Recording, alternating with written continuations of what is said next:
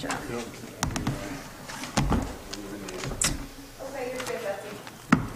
Thank you. We're all set. Just get all the paper out of here, we'll be fine. Okay. Would everyone please stand and join me in salute to the flag? I pledge allegiance to the flag of the United States of America and to the republic for which it stands, one nation, under God, indivisible, with liberty and justice for all. Thank you. All right, well, welcome everybody. We have a lot of interesting things to talk about tonight.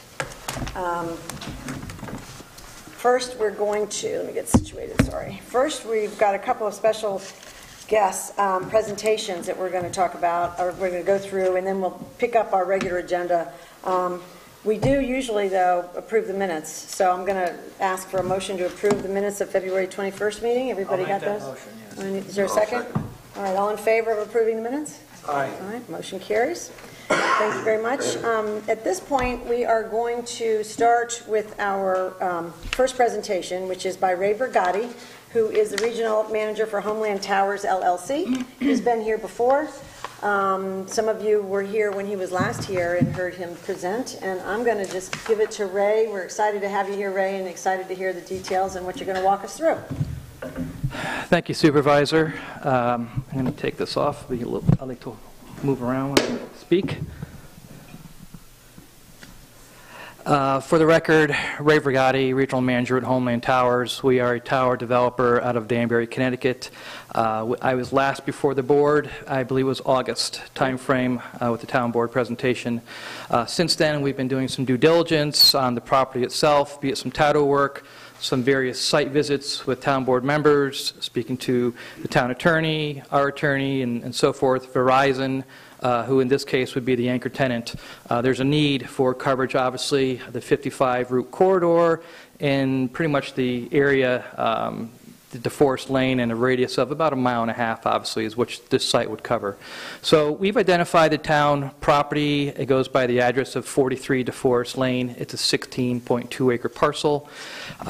It is considered part of the park, Time War Park, and we looked at the restrictions or lack of, and we're in agreement with the town attorney's review of it, as well as our attorneys, that we think that we're able to move forward on a project such as this. It's for the benefit of the community, public safety. It's not purely just self-service. So we've gone and have done a preliminary site plan design, and this is a draft. This is not set in stone. This is a work in progress, and I present this to the board because we'd like to get any feedback and comments so we can always fine-tune it. But I think the goal for tonight is I'd like to be able to talk about the process and the next appropriate step to take the project the next step further, obviously. So currently, I'll go over the site plan. From a bearings perspective, this is DeForest Lane coming off of 55.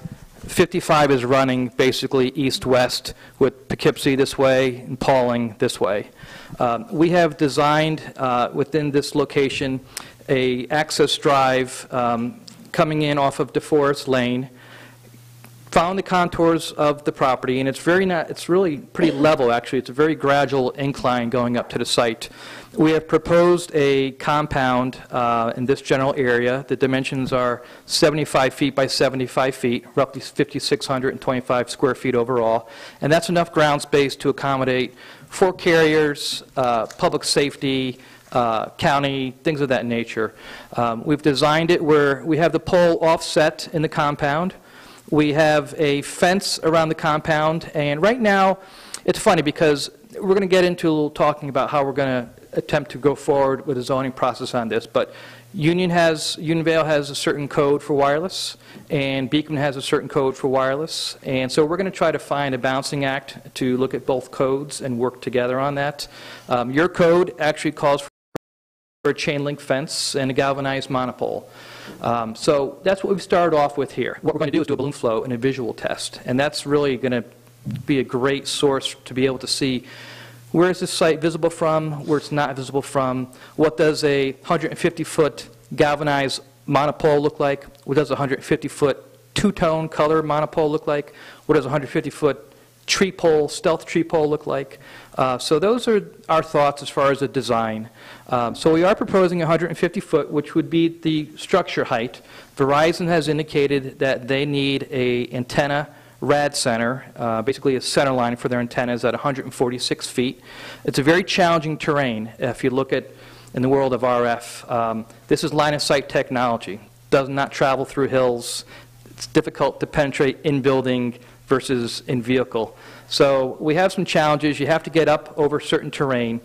146 will certainly make this site co-locatable for all 4 carriers, public safety. Will give Verizon, in this case the anchor, enough of a coverage to remedy their coverage gap on Route 55. So we've designed the site right now with the location almost in the heart of the property. We've tried to put it as far back as we can, and if you notice in these 2 dark areas, these are wetlands. This is the property line, obviously. I want to push it back as far as we can.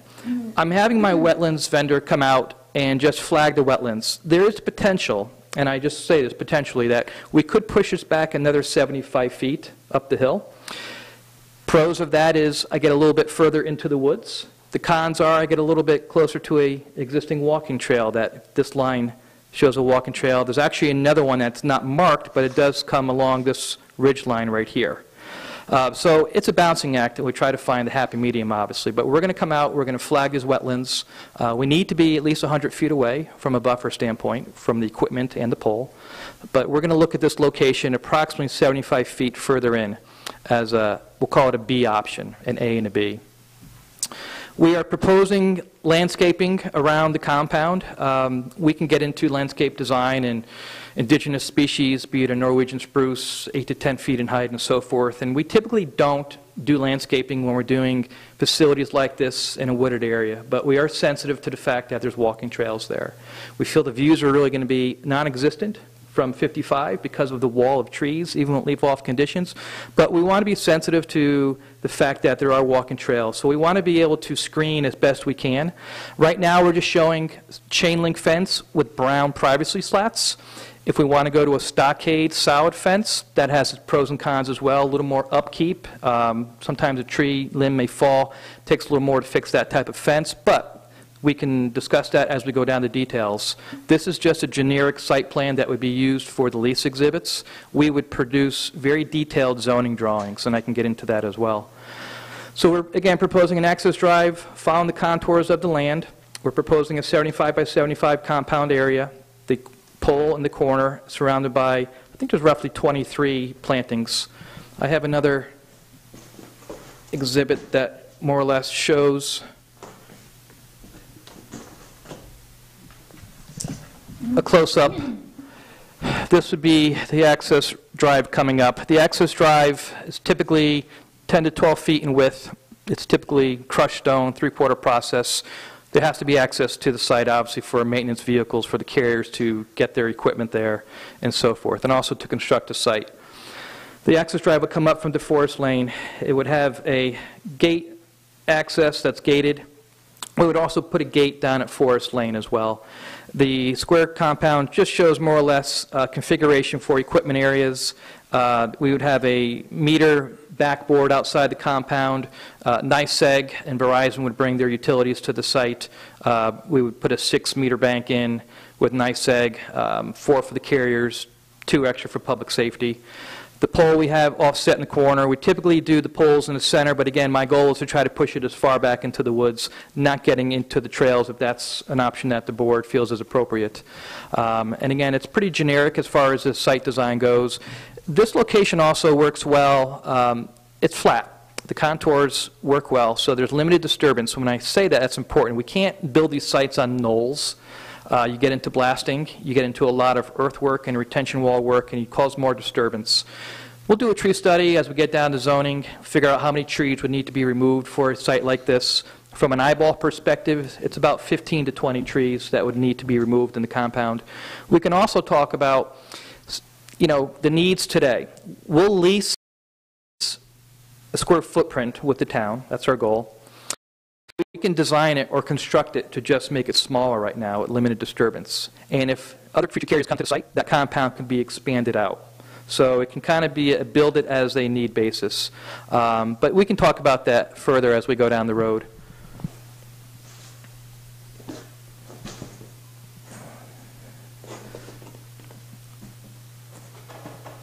This is what's called an elevation. It just shows a standard monopole. It shows the, you'll hear me call these rad centers, antenna rad centers. We show a public whip on the top of the pole. We have Verizon right here as a 146. You say, why 146? That's an odd number. Verizon has 8-foot panel antennas. Almost the height of that flag. They're about 7 inches in width, 4 inches in depth, and 8 feet long.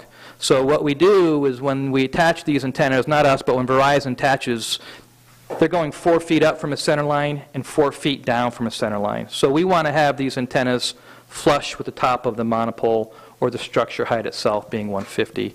So we would have 146 for Verizon.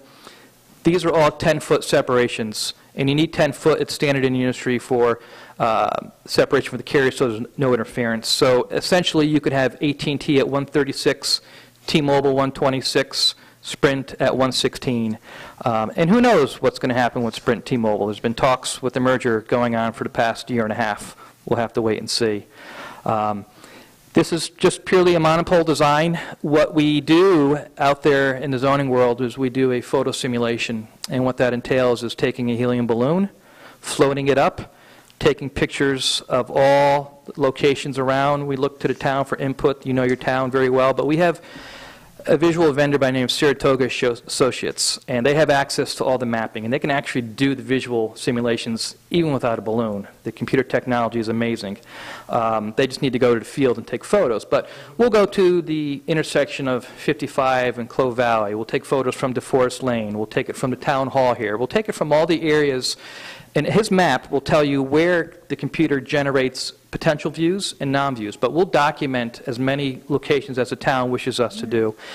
And I'd like to do that with leaf-off conditions because it paints a real fair presentation of what the impacting or non-impacting views would potentially be. I think it's going to be a great location. I've been doing this for almost 21 years. I don't like to say it because I've done sites before when I thought it's going to be minimal, and it turns out, wow, it's not minimal. And there's other sites you think, oh, it's going to be more in your face, and it's buried because of the way the trees or the terrain are. So I always leave, opinions or any reservations until the balloon float is done. We present a very nice visual package. We're able to superimpose various structures and designs into that package as well. So that's more or less the draft site plans right now. They are draft. It's a work in progress, obviously.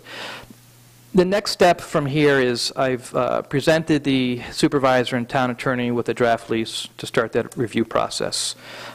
Typically, a town board will take, or whatever town entity will take, lead agency on this process. So you folks can make a resolution tonight to make the intent to become lead agency. This is a little bit of a different animal, as I explained last time I was here in August. We have a situation where the town of Unionville owns property in the town of Beekman. And there's what's called the Monroe bouncing test. And that bouncing test gives the town board 100% sole discretion on your town property. You are able to make decisions on what you feel is the benefit for the community on your own property. Does not go to planning board. They have zero say in it. We just did this down in Cross River, New York. We've done this in Kent, New York. We've done it many, many times. The Monroe test is tried and true, where the town board has 100% ultimate jurisdiction. So that's the process that we would expect the town to go through. They would basically, or the supervisor and the town board would at least speak to Beekman and let them know their intent to be lead agency. We feel it's appropriate to keep them clued in, obviously. You want to make sure that we have in writing from their planning board or code enforcement officer that they're okay with the town board making decisions on a site that's located in Beekman but is owned by the town of Unionville. That's why I said it's kind of odd in this situation because we have a host community such as Beekman and what you could call an encroaching entity, be it the town of Unionville. But we want to make sure that Beekman, we have a very good relationship with them. We did that tree pole down at 55 through the planning board, and it was a very, I I want to say, painless process. The board was very fair to us. We ended up building that on a pine tree that's 135 feet on 55 right on the bend over there. I think it's 216, 55. So they know who we are, obviously. They know our capabilities and type of applications we bring forward. There's no shortcuts here. The fact that the town board will take lead agency on this, you're not bypassing the planning board in a sense. You still have to go through the secret test. You have to go through that checklist. You have to do the FAA analysis. You have to do the visual analysis. You have to do the environmental analysis. You have to check all the boxes on a regular seeker process. And we would work down that process with the town board. There is some sense of urgency in this, in the sense that because we are talking about parkland here, and this is done all the time, there's a process that needs to go through. It's called parkland alienation. The good news is on that front is that there's no conversion process for this. From what we can tell, when this property was deeded from the, I think it was the O'Connor family back in 72, I believe, it was for $1. There were no state or federal funds used. So typically, when you had this alienation process and there's no federal funds used, there's no conversion process. And what I mean by that is, let's say the state of New York had put grant money up for the town to purchase this property. And we were taking a lease area of 5,600 square feet in an access road. The town of Unionvale would then need to carve out on a like-for-like property that's not dedicated parkland and make that parkland. We don't need to do that conversion process, which is good. It saves us a step. We'd still need to take a bill through the state legislature, and that needs to get sponsored by your state assemblyman. In this case, I believe it's Karen Lawler. So there would be a bill that's presented. It would go into the fall session. Our goal would be to get it into the fall session. It has to be vetted through the state legislature, obviously. If it goes through with no issues, then I believe the governor would be able to sign the bill come the end of the session, which ends in December, from my understanding. So we could effectively have approvals in place with this come January. We'd still come to the town for a building permit. Obviously, to start construction, we'd work with Mr. Kolb, I believe, George, on that process. Well, that's, again, we would get into that with, because there's transparency between both towns. If there's a building permit that's being issued, we have no problem going through the building permit process in Beekman. We've done it before, if that's appropriate. From the zoning perspective, this would be done through the town of Unionvale. The site takes roughly, from our perspective, 60 to 70 days to construct. We bring utilities to the site that are done underground. We put the foundation in. It's typically a 25 by 25 concrete rebar foundation, 6 to 8 feet below the ground. It's like an iceberg. You don't see the top, but there's a lot of concrete and rebar below. The pole would come in and be stacked in a matter of 5 or 6 hours. It comes in on a flatbed in sections. They pick it with a crane. It goes up. And once we've done our site work and our civil work, Verizon would come to the site. It takes them about 2 months for them to put their antennas, put their equipment, cabinets, and so forth at the site. And then they take another 2 to 3 months, believe it or not, to integrate the site into their network. It's not an overnight process. They do a lot of testing. They put a lot of money into the site. Homeland puts a tremendous amount of money into the site. At the end of the day, we'll make at least a $500,000 investment into the site. But our goal is to hopefully get this through the state legislature session this third and fourth quarter and be in a position come 2020 to be able to have approvals in place and start construction. And we'll work with the town attorney on this process. Again, there's no distinct roadmap. This one is a little bit of a different animal, if you want to call it, because it's not cut and dry. We do want to make sure that you folks declare your intent to be lead agency, obviously. You can make a resolution for that. You would need to, at some point, make a resolution. Once we would work out the lease agreement and the terms and everything else, you would need to make a resolution to authorize Supervisor Moss to enter into the lease with Homeland Towers. What you folks do with the revenues, I believe may be your discretion, but I also believe, and I have to do a little more research on this, that because it is a parkland alienation, I think the parkland folks want to see those funds dedicated toward the parkland. And I think that's a sentiment. I don't want to speak for the board, but that's a sentiment that I've got, and I think that's wonderful. About that. Yes, yes. That's what our board wants. Yes, and I think that's I think it's a wonderful thing. We've got a good site here due to the parcel size, the setbacks, the screening that we have, and so forth, the location of it. There's a lot of things that a site has to work. We have to have an interested landlord. It has to work for the carriers for their network. It's got to be constructible, meaning I can't build it on a mountaintop. It's got to be zonable. I can't be cutting through a lake or a pond to get to the site. We seem to check all the boxes on those criteria. So the next step from our perspective would be to schedule a balloon float. There's nothing in your code that requires a public balloon float, as far as I can tell, but we would still like to have it noticed. And typically when we notice it, we'll do a certified notice to abutters, typically a 500-foot radius of any property owners. And it's just typically the date that a balloon float would be held. We'd like to do it sometime in early April. A weekday is fine. We like to do it when the winds are at their calmest, meaning 5 to 6 miles an hour. Anything above that, the balloon starts going a little horizontal. So we can talk offline about that, but again, with the board can certainly make that resolution to move forward on the balloon test, move forward on the lease, declare lead agency, and kind of go down that process. I'm more than happy to answer any questions from the board members. I've spoken to a few of you offline, and I've met a few of you in the field, and happy to answer any questions on the process and time frames and things of that nature.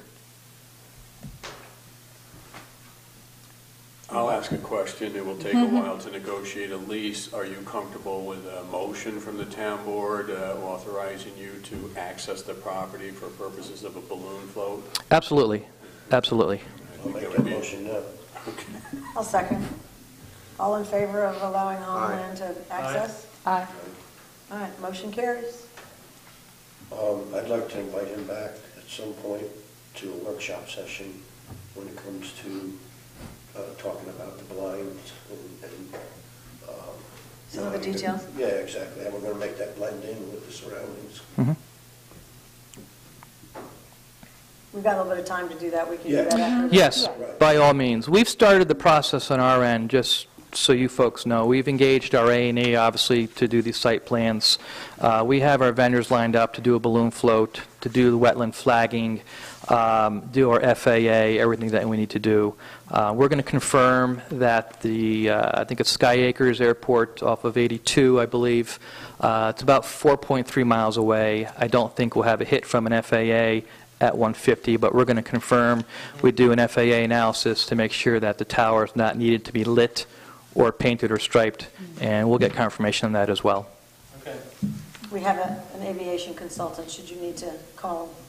Oh, yeah, that's right, in-house. In-house, and he's over at Sky Acres, and he actually has helped us with our drone policies and things, so he's in touch with all that if you need. Great. It's good to know. Yeah, good. Save you a little time. And considering the height of the new power lines at the end of the runway, That's right. I don't think there'll be a problem. Yeah. Yeah, have you been over there to see the Cricket Valley monopoles and the red, white, and green? Yes, balls and at the things? Cricket Valley line, we're actually doing a site in LaGrange. My attorney is presenting tonight to the planning board in LaGrange because we're doing a site there that is adjacent to the Cricket Valley. And it's quite a project they did, putting those steel monopoles in, taking out the old wood H-frames. So we're pretty familiar with that. Yeah, good, okay. Yeah. So we'll have you back to a work session at some point. We just got the lease, by the way, so I haven't even read it yet, but we'll probably talk about that at our work session, and then we should probably, after we read it and familiarize ourselves, then we'll get back to you maybe next week. Jeff and I'll read it, and then I think we should bring it to the work session with all the board and point out a bunch of things there. And I guess you're available next week if we need to talk to you. I'm available, certainly, by all means, and you have the draft template, and it's Yep. pretty standard as far as the templates go, and I don't think you'll have much difficulty navigating through it. How fast do you need the resolutions that with a lead agency? Well, you can declare tonight the intent to be lead agency. That's up to your town attorney, or if you want to wait for that. We can talk offline to figure out what's most appropriate. I don't want to rush this per se, but I want to make sure we're all working toward a timeline here. Right, I wouldn't have them declare anything tonight. I'd rather get a time frame in place first because we are involved with another town and because we have the parkland alienation as well. Absolutely. two unusual factors. So I'd rather get a time frame in place first, or a timeline.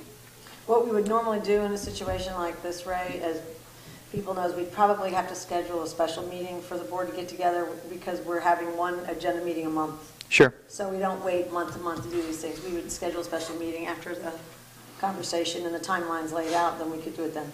Okay. And that would be noticed, so everybody can come to that, and people that are interested, we'll tell everybody, so. That's fine. As far as the balloon float goes, I guess it's probably, I'll talk to my vendor, Saratoga Associates. We'll look at their schedule. I'll reach out to you. We'll pick a date. And usually when I publicly notice a balloon float, we'll do like a balloon float Tuesday from 8 to 4 with inclement weather date of Wednesday the following day. And if it's Wednesday's poor, then we'll do it Thursday. We try to always line it up. This way you can put it on your website. We can Are do... you going to write that notice, or do we? We'll write it. We'll write the notice. We'll send it to you folks, and you can take a Okay. look at it. It's pretty standard language out Put it there. on the website, and do you file it with the Poughkeepsie Journal, or do we? Or We can take care of, your town clerk can do it, or we can do it. We have no issues filing it, so. have to arm wrestle Andrea, and you two decide.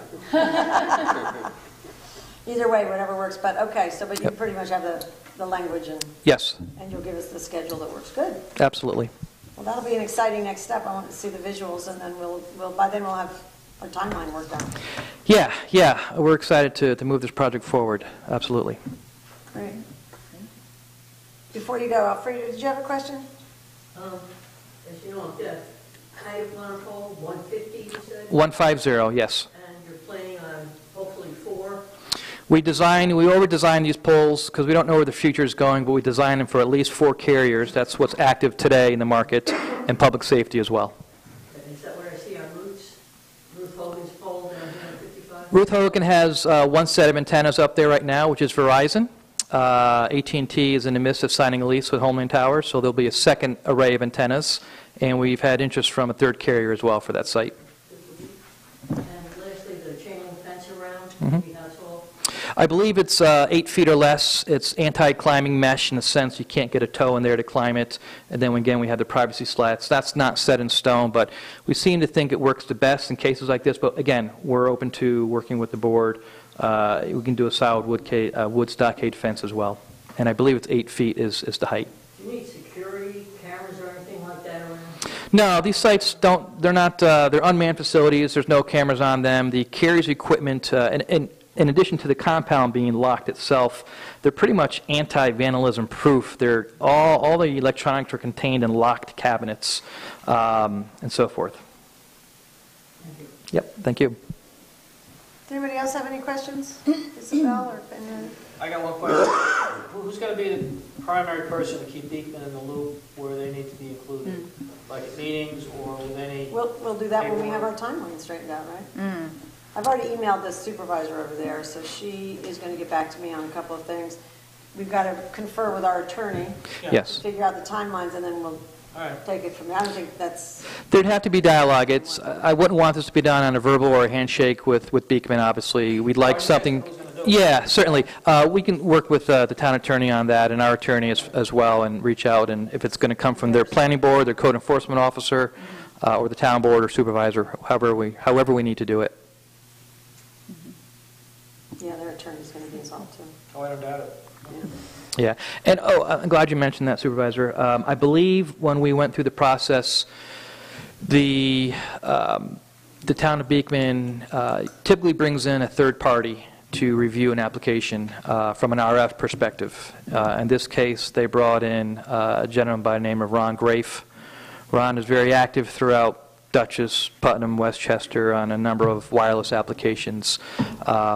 He would most likely, or whoever the board feels is appropriate, there's other ones out there, but Ron's from the area, and he actually is a tower owner himself. So as we go through this process and we provide the town board coverage plots showing Verizon's coverages at the height, you're going to want a radio frequency third-party consultant to guide you to make sure, yes, Verizon/Homeland is telling you this height is justified. So that's important. Okay, That will come down the road. You don't need to do that right now. great. When can the fire department want to be on there too? I don't know. I would be surprised, but I really don't know Yeah, yet. down the road. Yeah, Okay. down the road. Anybody else? Any other questions? No? All right. Yeah, well, we're familiar enough, so we're in pretty good shape, and we'll walk through the process with Jeff as soon as possible, and then we'll schedule our special meeting, and we'll have you do a work session. We'll line it all up. Okay. I do want to add one note on these plans. The topography is very interesting here. We have actually, this is a flat area where we are. We have a little slight ridge right here, which gives some wonderful screening. And we have another ridge over here. It's actually, you go up the hill, you go over a ridge, and then you go into a nice flat depression. So I like to usually see that because it means everything's sunken down here. Even though I think the views from these residential homes are going to be non-existent, even with leaf-off conditions, being able to see the compound. I think it's important to note that we have a lot of terrain working in favor of the site itself. Just from a ballpark, we are approximately, I want to say it was over 600 feet from this residential home here. These are over 500, and this was over 400 feet from this location here. It's good. People can walk it too. I mean, I think residents may be interested in walking it like we did. Just by looking at that map, you can see where to walk and look. It's helpful to go see it in person. Absolutely. People are interested. Absolutely. All right, well, we'll wait to hear from you on the April date. Yes. The balloon. Yep. Okay. Perfect. Okay. Thank you. Thank you very much. All right, thank you very much. We appreciate the update.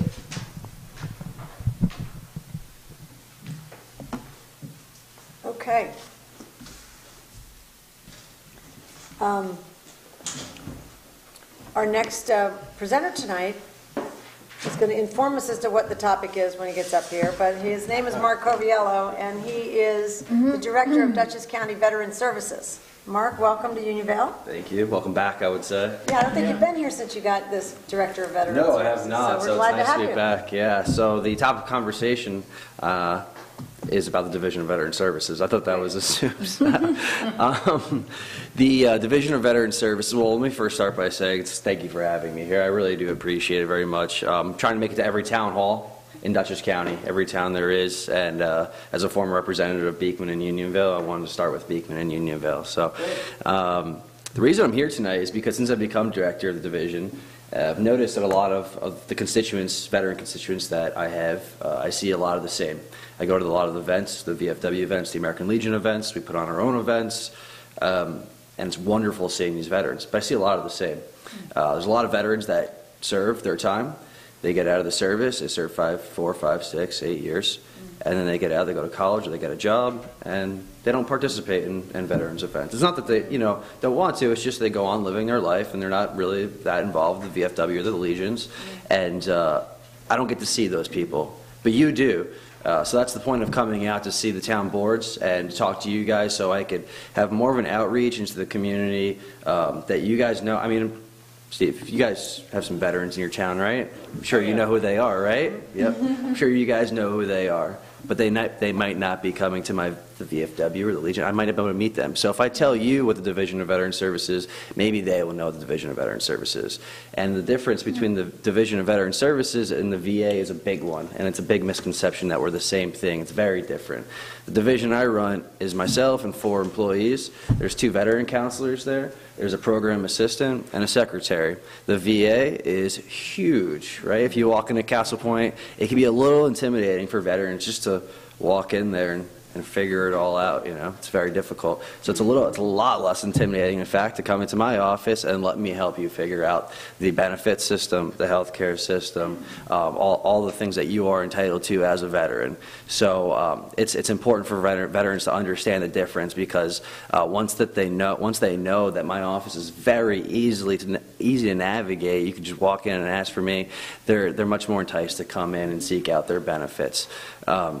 Beyond benefits, there are a lot of things that I'm working on in the community, and I'd like to just let you guys know about them. So in the veteran community, so you guys could pass along the information doing a lot of work in the criminal justice system. Just so you guys understand, because you're going to have constituents coming back in this scenario, a lot of your veterans from current day and age in Iraq and Afghanistan come back with PTSD, and they struggle with reintegration issues a lot of the time. You know, somebody like myself as a combat veteran, I empathize with that. So I began going into the Dutchess County Jail to see the veterans in there, and you'll find a lot of young veterans who had a lot of issues with bad coping mechanisms, alcoholism, drug abuse, dealing with those reintegration issues. So I just wanted to you know, bring this to your attention to let you guys know that these are some of the things that new veterans are struggling with. A lot of times Vietnam veterans I find in the Dutchess County Jail as well, suffering from the same issues of PTSD and their issue of not being able to appropriately address those issues when they came back because of the poor treatment they had. So there's a lot of reintegration issues where veterans find themselves in the criminal justice system, and we're working on creating a pre-trial alternative to incarceration program for that. Working on transportation, so you guys know, again, to pass along the word. One of the big important things for veterans to become self-sustainable is a mode of transportation, especially in an area like we live in, you know, here in Unionville, Beekman, Millbrook. You need a car. So back during my time as a legislator, we had a to work program where we would have people that were eligible that would go in and they would receive a vehicle for free paid for by the county, and they would go through some classes for self-sustainability. Anyways, we're integrating a veterans program into that Wheels to Work program. So veterans specifically, if you know any in your town that need a mode of transportation, please send them my way. I would like to put them on a list to receive a vehicle. There are some qualifying, you know, factors there, but I would like to at least speak to them. There's other things that I'd like, you know, working on, but I don't want to take up too much of the time. I just want to basically go, you guys know who I am, but other towns don't, and I want to get in front of them to say, hey, this is who I am. If you guys need help with veterans, please come see me. And finally, the last thing I want to know is I sent a letter to all town supervisors. You'll be receiving it soon, but since I'm here, I'll just address it. I'm asking towns, for the reason I'm here is because you guys are so close to your constituency and you understand your towns and the people in them. When I'm asking, Ms. Supervisor, you have a liaison to the highway department on your town board, I assume, right? You have liaison positions? It's the highway superintendent. You have a liaison on the town board, He's our right? liaison. You're the liaison. Okay. So you have a liaison for the highway department, right? So you have liaison positions on the town boards. What I'm asking each town board to do is to assign a veterans liaison position, somebody who has interest or passion for the veteran community, to really just focus on being the guy in this town. If a veteran has an issue, he can come to his town board member, his veteran liaison, and I'd like to have a close relationship with each veteran liaison in every town. It allows me to have a further reach into the community that I don't have now. And I'd like you to consider assigning a liaison position for that reason. It'll be more explained in the letter that I sent over. If you have any questions about it, please feel free to call me. I can come back and answer them. But really, it's a very simple title of just somebody that I could have a relationship with and expand the network of veteran liaisons I have throughout Dutchess County. Hey, Yes, Mark, ma'am. do you have a database with all of these veterans that live in this area based on the benefits that they get or something that you might be able to tap into so you can communicate with them better? So actually, I was hoping that you guys could help me build my database. So what I have right now is a database of veterans that we serve currently, people who have walked through my door.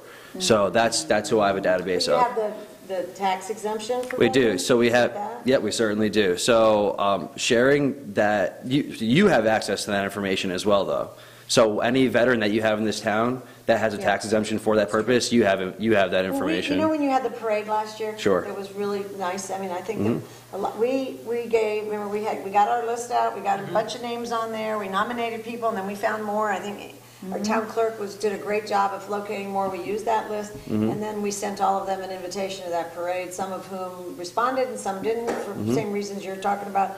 But I would think that based on the benefits that they might get from the federal government, you could get a master list of Dutchess County veterans, no? So the list that I'm able to receive is I work in partnership with the Department of Defense for all transitioning veterans. Luckily, in Congress, they passed an act where it allows veterans, when they're exiting the service, to check a box and say, hey, let your local VSO know I'm coming home. And now I get a letter saying that veteran just marked down Dutchess County, he's coming back here. So I could reach out to that person. Yeah, so that really is the only list that I get generated upon request that I have access to. Other than that, it's the people that have walked through my door or have gone to the Dutchess County clerk and filed their DD-214 with them.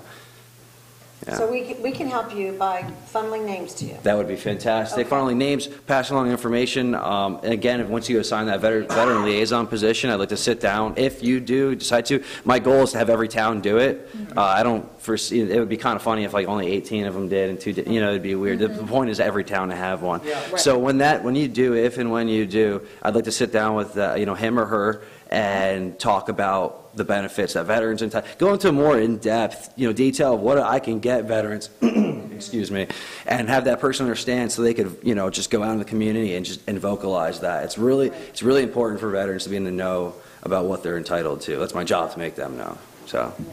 Do you have any brochures that describe your program available? I do. I do. Not on me. I don't, and I will definitely. Get some out here. We could put them in the lobby here. Absolutely. And the recycle center. Absolutely. A place for people to come across. Yeah.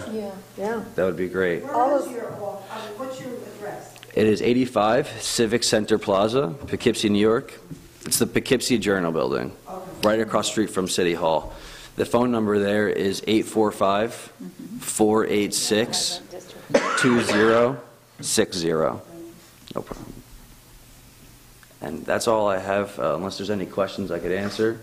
I want to say, I was, just before you took the job, your predecessor was there.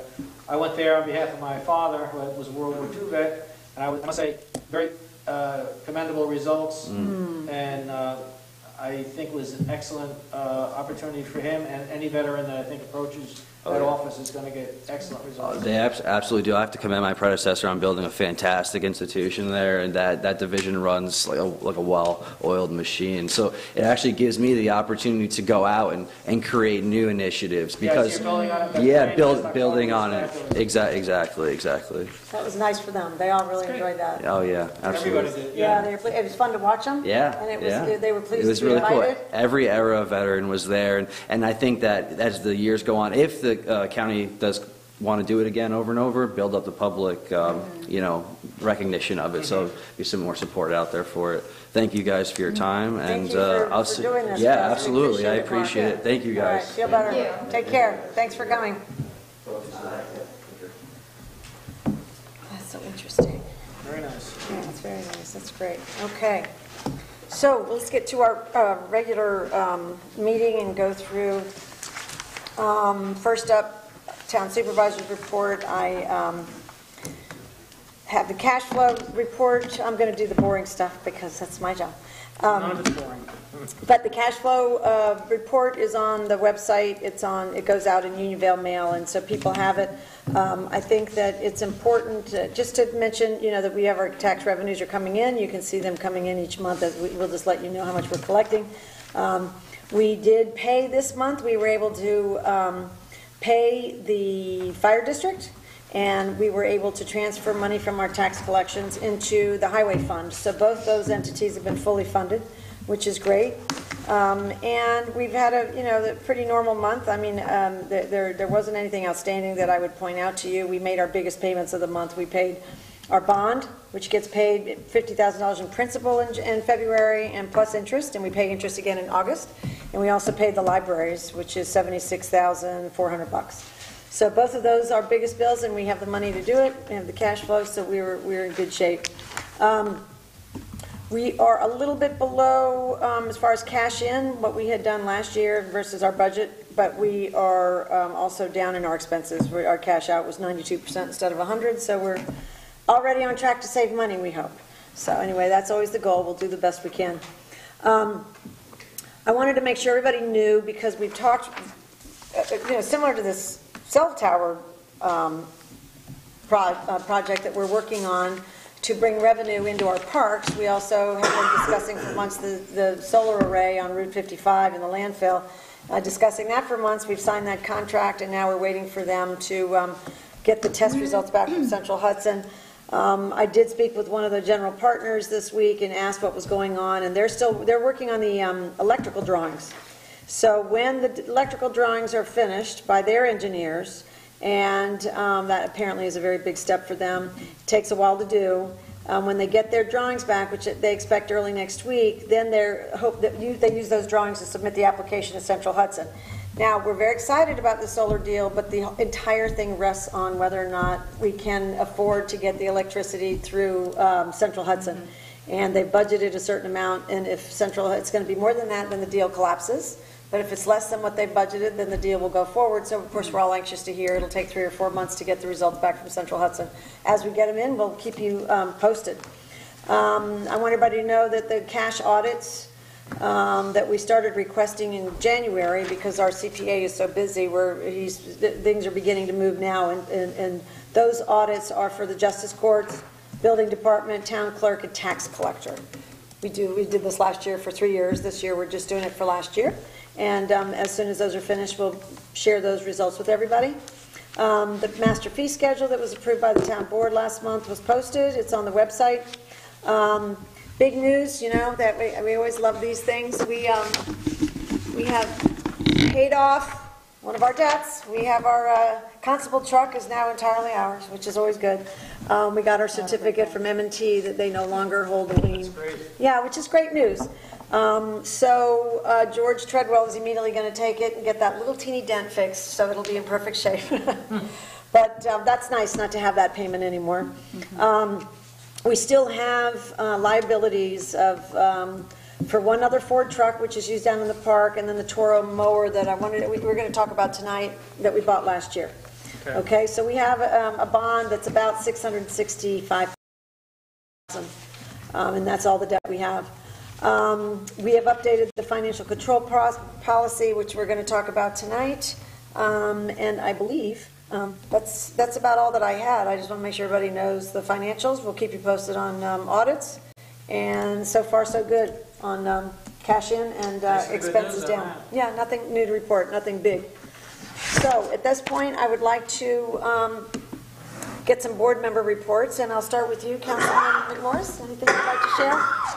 Okay, all I did was take a couple of webinars on benchmarking, trying to get that all up to date. I talked to you last month about what I did down at the Association of Towns. Yeah. I would like to point out that I'm going to say something for the fire department at this point. They're having a fundraiser April 29th at the Lakes. The tickets are expensive, but it gets a chance to see and have your photograph with Jamal Adams of the New York Jets and get a signed autograph on a football or... This is for the Unionville Fire? This is for the Unionville Fire. So it's a fundraiser. Community Support fund. And anybody who's watched lately, I mean, there was a fire not long ago where they lost everything, and they were able to deliver a check up to the family so that they at least had something to start building themselves back up with. This money goes, whatever they make, goes directly to the communities. All of them. All of the communities. So this is what the Holiday Lights goes to, too? Yeah. That's what the holiday So- lights goes to. This is to supplement that. This is to supplement Great. that. And is this mostly Unionville families or No, broader? it's a much broader area. This family Dave was talking about was a fire in the Grange just the other day. Johnson Road, right? Yes, and it was very sudden and devastating. Luckily, no one was injured, but very devastating for the property, and people were out of a home. So, this fund has helped a lot of people, either with fires, with accidents, a wheelchair for a young man who wanted to do a Special Olympics and he needed it, cancer victims, all kinds of things. People that fall on hard times. Sometimes it's a cancer victim just paying their utility bills one time. So it could be any different type of emergency. Where people, And how do people apply for this? Who do they, is there a contact with usually the we fire? have so many people out there, we kind of know what's going on. They know fire we're always numbers. monitoring 911, and either we're there or we know people that are there, and word travels. So if you're in need, you should contact your local fire, your neighbor that might be in the fire company. Yeah, That's nice. So what's the date on that? April 29th. it's a Monday night. Monday. Okay, April 29th. Great. Okay, And there will be posters and what have you up. It's great. well And organized. then you've got, Oh, yeah. We're going to have lots of dates. Everybody get your pens Lots of out. dates. tonight. Yeah. We got lots of calendar items. The 16th annual Miles of Hope Family Run Walk 5K is on Saturday, May 4th at Tygmore Park. Doesn't say who to contact, but I would imagine if you get a hold of the park office. Our office, and also it's in the Dutchess and Northern and Southern Dutchess News. I mean, they advertise pretty well. Yeah. Great. Okay, thank you.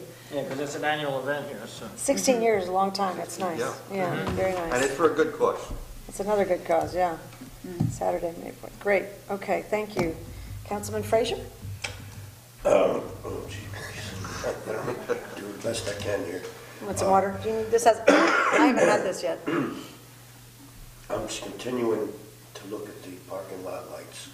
I reached out to the manufacturer of the ones that we have. I found a style that would be suitable for us and has a downward focused lens. I reached out to them to find out whether that would be compatible with the existing poles and then get pricing. And I will have that at the next meeting. Okay. Didn't get a chance to put something together for the association at town meeting. I have that now. I went to a course on the fund balance. Kind of felt like I was in a sophisticated version of Goldilocks and the Three Bears, where they talked about fund balances that were too low and fund balances that were too high, and then somewhere in the middle are the ones that are just right. Yep. They are relaxing some of the restrictions on fund balances and allowing the towns to set their own level that they are comfortable with. Where before they had said it would be somewhere in the area of 15% of your total budget should be your fund balance. They recognize that we're having problems with the tax cap funding capital projects. So they're allowing higher fund balances, but they want to see that they're being spent on capital projects or buying down debt like we're doing here, and that sort of thing. A number of these classes were kind of looped together, went into a capital planning class, and they discussed the fund balance and such. They did mention something that I have been an advocate of for quite some time, delaying repairs and almost always can guarantee you a higher cost in the end, so that if we are able to find funding to do repairs when they're needed, that would be the best situation for the town. They went into an extensive listing of identifying projects that would qualify as capital planning. I think it seems like that's kind of basic idea. I think we're all well aware of what we have in front of us. And that was my opinion going into this, that I think the biggest obstacle that we face is getting some of these major repairs done and being within the tax cap. Then another one was effective budgeting, and they listed the tools that we could use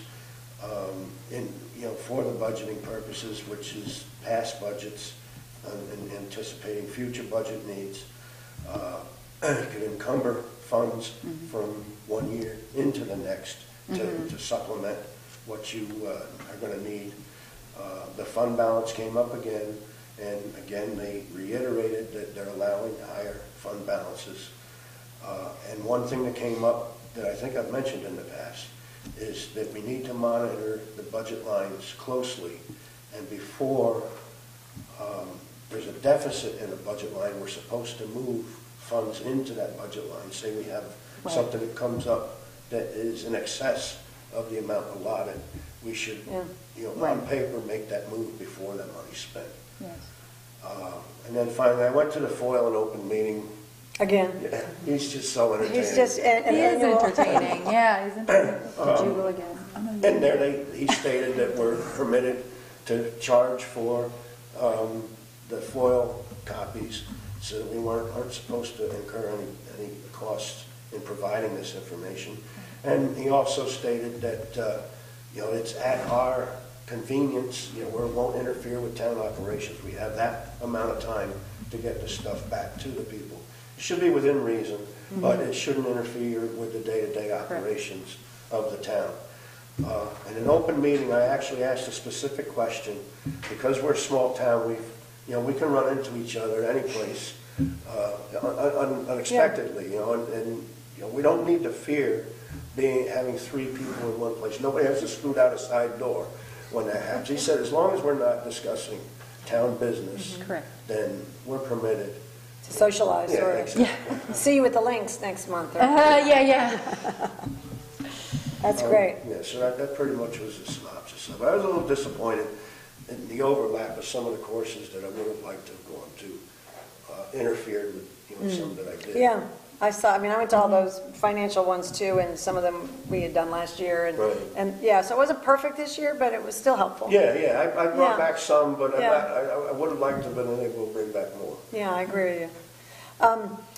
In our org meeting this year, and I'm sure it kind of underscores what you said about the foil, because we still have 25 cents per page, but then we put $5 per CD so we could download everything for somebody, because Right. Andrea is very good at putting, our town clerk is very good at putting everything, scanning it and digitizing it, and we could save it on a CD, and they could buy that for $5 and not have Yeah, to save some paper. save the paper. So that kind of helps with that too.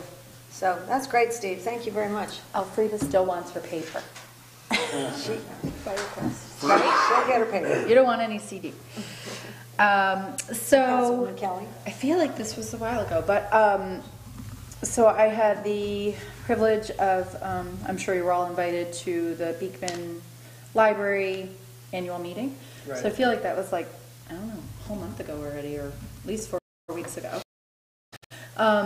So I was able to be there for that, which was a really great honor. It's always good to talk about good things they're doing, and with our efforts at getting volunteers, seeing like, wow, they have like such a volunteer effort there. How was their That's financial great. situation? Actually, it was really good. The Friends of Beekman brought in more money than they ever have before. Oh, good. They're doing this really cool thing for fundraisers where some of their books that get donated but are, worth more than $1. Like for the book fair, I know that, book yeah. sale. They actually have some people on their Friends Committee who are selling them on Amazon. Oh, So no. that there's a profit, rather Yeah. than just going through Yeah, the regular rather than book selling fairs. it at a very low ball. So that really is good, because people have to go through that and sort through what's Yeah. actually worth something, Right. and then take the time to, Yeah, get the full value. of the books they upload get. it to, Amazon and do whatever.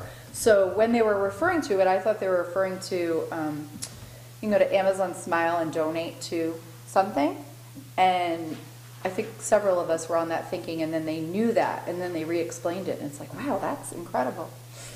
So maybe when we get our friends of the parks, we can have all these clever people come up with things they're skilled at Yeah. and use Yeah. those great details. So that is part of Great. their great success this year.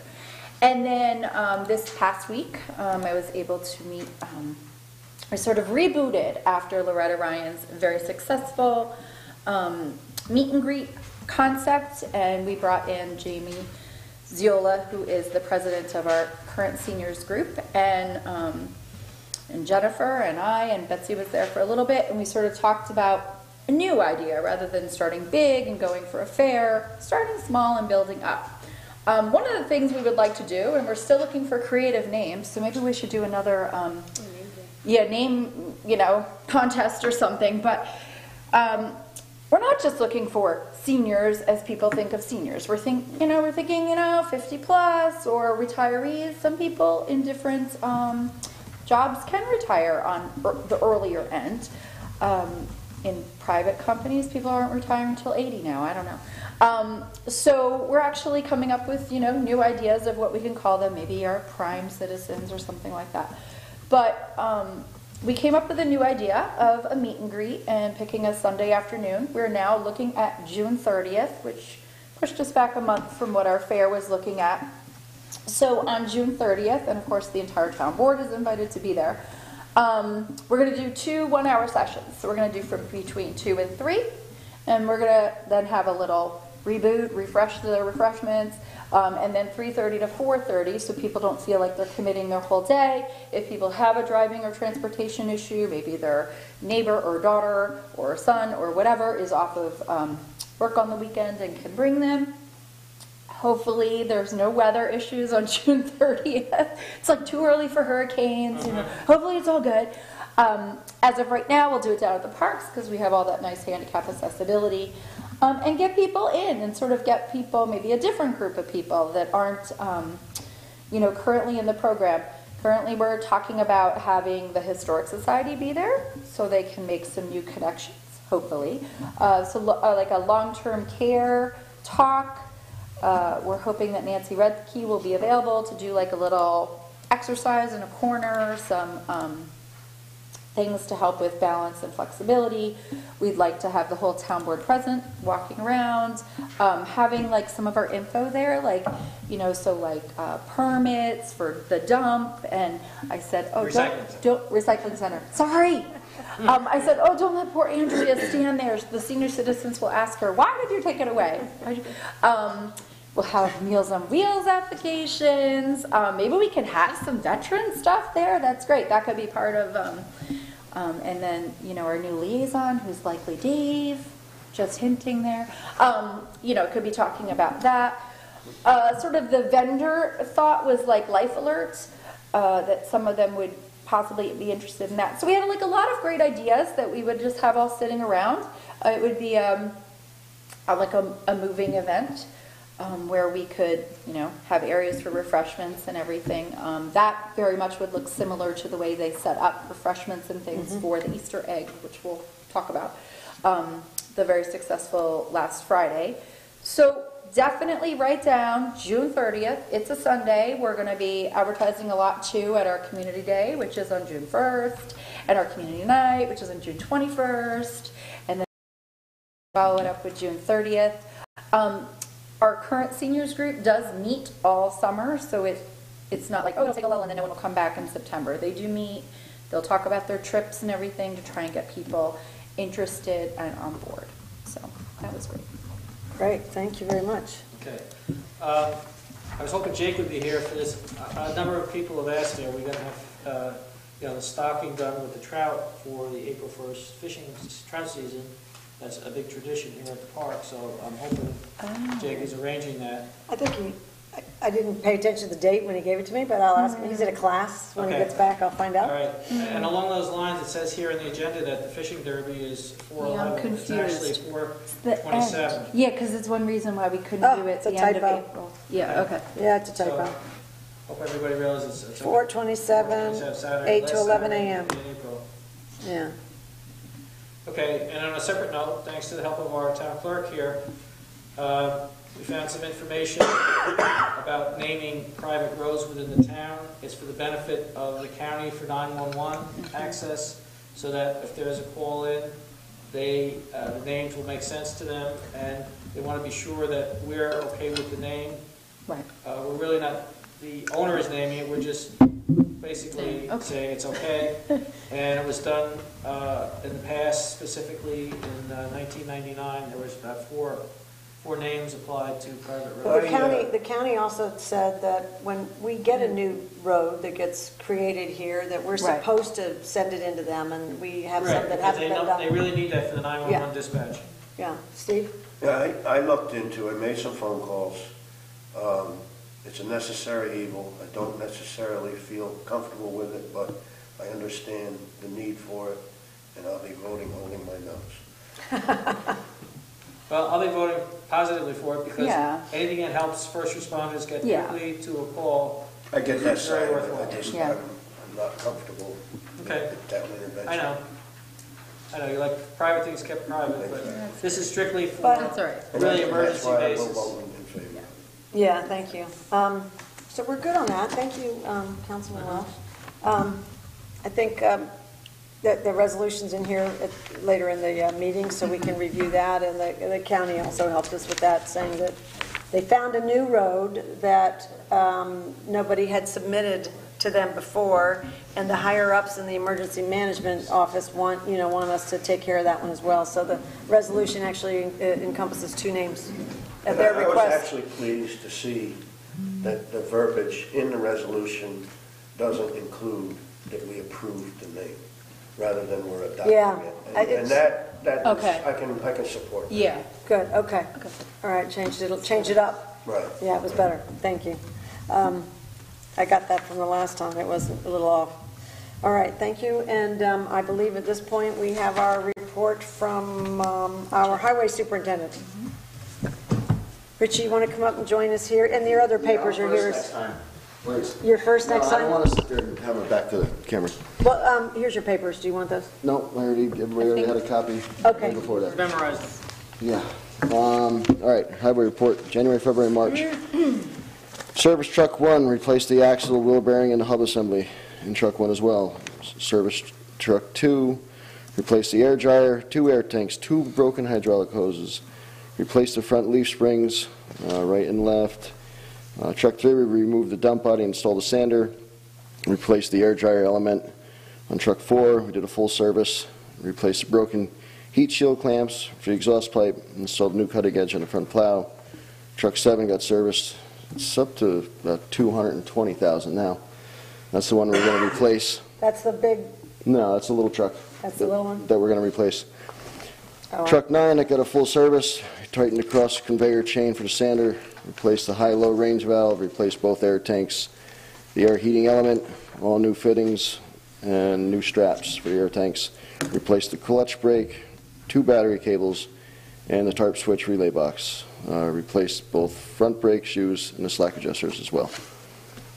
Truck 10, replaced the serpentine belt and tensioner, removed 2 links from the sander chain to tighten it up, installed 2 new bearing assemblies, installed a new bearing assembly on the right side chain drive in the rear, replaced the spinner and auger control valve, which is inside the truck, with all new fittings that went bad. Replaced the cutting edge, repaired a broken link on the sander, and built a new chip box for the truck, tow around a chipper, and chipped the brush into the back. If anybody wants chips, call me, please. We'll gladly dump them if it's safe. Truck 15, modified the sander because it was getting clogged underneath it from the sand and salt going under it. We bolted 4x4 pressure-treated lumber underneath the sander and raised it up to prevent the clogging. We extended and welded the stainless steel brackets that lock it into the back of the dump body. And then we had the 2,000-hour service done on the loader by Jesco John Deere. Built 2 large stainless steel horses for miscellaneous shop work. Salted and sanded several times. Had salt and sand delivered when needed. Washed and cleaned all the equipment after every storm. Removed the sanders from trucks 10 and 15. Washed out the dump bodies. Trimmed the overgrown pine trees on Old Canby. Repaired some soft spots in rutting on Sealy, Mac, and Old Canby Road. Added item 4 where needed. Cleared out the culvert pipe. We're having a little beaver problem on the green. And Highview Road. So we keep clearing them out, hoping they go away, but on the green, they're building their own home there, big time. So they're going to have to get removed sooner or later. Picked up a couple of dead deer and brought them to the county garage in Millbrook for proper disposal.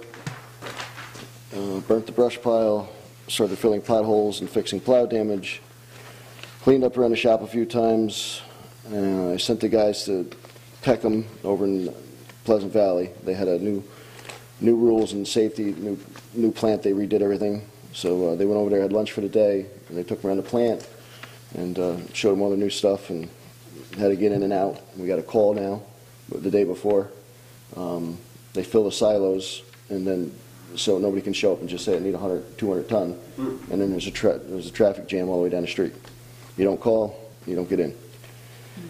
Fixed the washed out driveway up on Still Road, trimmed some brush and trees on Walsh, went to the dump and the highway garbage and roadside garbage. And if anybody needs orange bags, we have them for roadside cleanup. And hopefully, Andrea, you got some up here still? Huh? Actually, yeah. Oh, thank you. Yes, plenty of orange bags. So if anybody needs orange bags, come to up here to Town Hall. When do you usually start that? Now, When he sees them, right? yeah, now, as soon as people want them, we give them, I don't know if, I haven't talked to Jake about a cleanup day. We or get Tom. that on the calendar, that was a big We success do, last yeah, year. that's- We it was kind a of great coordinated idea. with Earth With Day. Earth Day. That was Yes. around Yes. Earth Day or the weekend. Yep. That was a big event, and we It have was. our resident, the nice lady who lives up on Quinlan, remember, who came by, Mm-hmm. who wants to get started with that, and I think that will get organized soon, so that'll be terrific. I didn't put this down in there, but I'm gonna start getting numbers again to screen and crush the dirt pile and all the concrete and all the blacktop we have to save money and make our own material down at the garage. It's hard to find somebody, there's guys that'll come and do it, but it costs a fortune. That's why I like to do it myself. The only problem is getting comparable numbers, because Pine Bush Equipment is the only one that I can find that rents the stuff out. The screener and the crusher. I've done it in the past, saved a bunch Saves of money. money?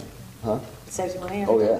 Yeah. Oh, yeah. And you have the space back there, you do, and Yeah, and we've got. you got a lot of you know, material it's- back there. Yeah, and so I've got to get screened and we can make a good material out of it. That's great. So, I believe I let you know, the big news about your CHIPS money came in 100%. So that, 279, I think it was. 72, 272,000, that came in, so that's great. And Richie, you had, I'm so glad you did that. Richie, you did a really good job of managing your money this year, but also he was eyeballing that bill that we paid for, remember at the end, that big bill with Peckham? Yeah. And they made a mistake and they sent us, Richie called them on it, and we got a check back for I $16,000. was so worried Nice. about Good getting the job. money in for the chips. Nice. That I sent the money in for the chips and got it in, and then I looked at the bill and I said, something's not right. And I called them out on it, and they called out of corporate, and yeah. We got a check, and the check was Awesome. here in a Yeah. week, so great job there, that was great. And we're saving that money to pay cash for your truck that you've got on order. It's ordered, right? I think For September. I know, Yeah. I know, it's Yeah, not coming till it's September, but unfortunate. it'll be like Christmas when it gets there. Yeah. Any questions? I was gonna say, you did this nice list of all your equipment, and we are really gonna get serious about our asset list now. We're getting ready to do the annual update document for the comptroller's office, and that'll be, as soon as that's done, we're turning our attention to getting a comprehensive list of assets. I want to go through with you during the department head meeting what the insurance The company highway, has. the inventory. But let me just tell you, the highway department, you're not required to have your list. In our financial policy, we have July 31st for all the department heads, so mostly Jake and the guys that have, well, I'm here. In our we want the asset list by January 31st, but the highway super is not required to have that ready until September 30th. You might have it ready sooner, we'll get it on a database. I owe it to you. Yeah. But you've instead got more of- time, and we'll yes. just keep refining it. Have you gotten the old one yet? that we The had? accountant seems to have it. Okay. And he's not given it back to us yet. He writes I me at have a 3 in the feeling morning. I that- think he's doing tax returns. If Emily, where Kathy used to sit, if Emily might be able to dig through the files and find it, because I know it was typed up and saved. Okay, so we'll look there too. It might be. Well, we got a I'm little going- time. I started going through some emails that just didn't get that far. But I I need had you to it. review our insurance liability list. I just Okay. want to make sure, because I think some Yeah, of your stuff, Some of that stuff every year Yeah. gets put on there. We have to take it and off. we'll get a refund if we Yeah. take off all Yeah. the ones that, so we'll do that at Yeah. the department Let head me know. meeting. But thank you for the reimbursement and getting that check back to us. That was great. Not a problem. Any questions? I did a quick look. Earth Day's Monday, April 22nd. Yeah, the Oh, only we thing, can I do that just as a looked big day. too, but then that's Easter weekend. Yeah. I'm that's what doubting it is. anyone wants to pick up trash on Easter weekend. You're right. Just thinking, maybe the It's not a following good week. Combination. Yeah. Now look over there. Follow up. What does that little plaque say behind you? Oh, that's a girl's name. I thought it said May 8th. Is that a girl's name? Maybe. Matt? No, it says, oh yeah, maybe down the I bottom. thought it was May 8th. I thought maybe last year it was May 8th, so, okay. Yeah. It's always in April. Yeah. So why don't we have Tom St. Ange and Jake and the crew work with Andrea and pick a date that they think would be working, that we'll use that as our big plug date. Before Yeah, Easter, whatever or the works week good for after them. Easter. Yeah. Okay. And we'll Whatever just go they around like. that Monday we did last year. was a pick up great all the coordinated bags. effort. It's easy. Yeah. Done. Good results. People So- really like it, and so I think Okay. that's all. And our CAC is going to get geared up again. We've already got, 3 people. We were trying to get 2 more, but anyway, those 3 are going to get going, and I think they're going to want to be involved with that too, so that'll drum up some more orange bags for you. All right, thanks for problem. this. Any other questions guys. for our highway super? No? All right, have a good night. Good night. Thank you. Thank you very much. Okay, you're up. Next up is, I believe, our town clerk. Yeah. Thank you. Kapar Recycling Center again. Since last time, we are now up to 364 resident permits and 307 non-resident permits.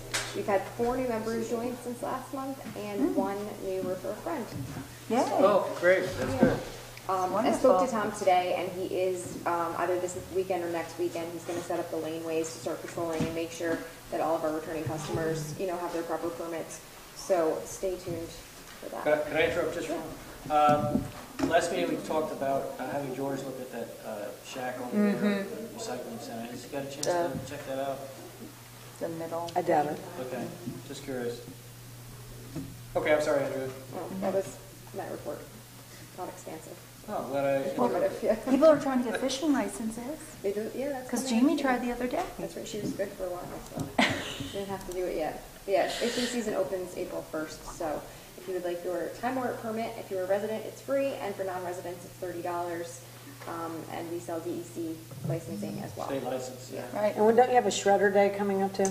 We'll probably have that in May. We had it a little late last year, and I think Pitch Fran was out earlier in the year to give her a chance to kind of make sure we have everything.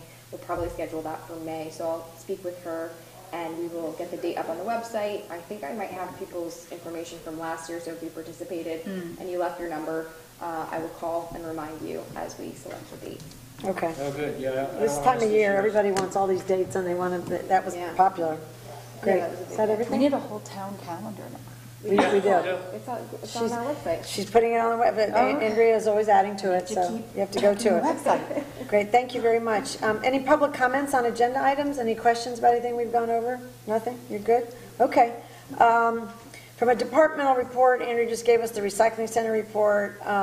Jake is at a class, and I wanted to take a minute about recreation because next month, what we're going to do something different in the town board meeting, and it won't elongate the town board meeting. It will just, we'll shrink up other things. We'll be really fast, and we are going to have the entire recreation department come, and they're going to line up around this table wherever we put them, and each one of them is going to have 2 to 3 minutes to talk about their area and what they're doing. Thank you. I got a resident texted that the Yeah. sound they is very couldn't hear low you? on Pull your Oh. microphones a little TV. closer to your mouth. Okay. That's it. Oh. Is it on YouTube or on the cable? Yeah, I've heard that. Yeah, we have had a couple different residents call in and say that it's really low on channel 22 playback. It's really loud on YouTube, so I'm not sure what the problem is. Yeah, I have heard that from at least 4 different people. Yeah.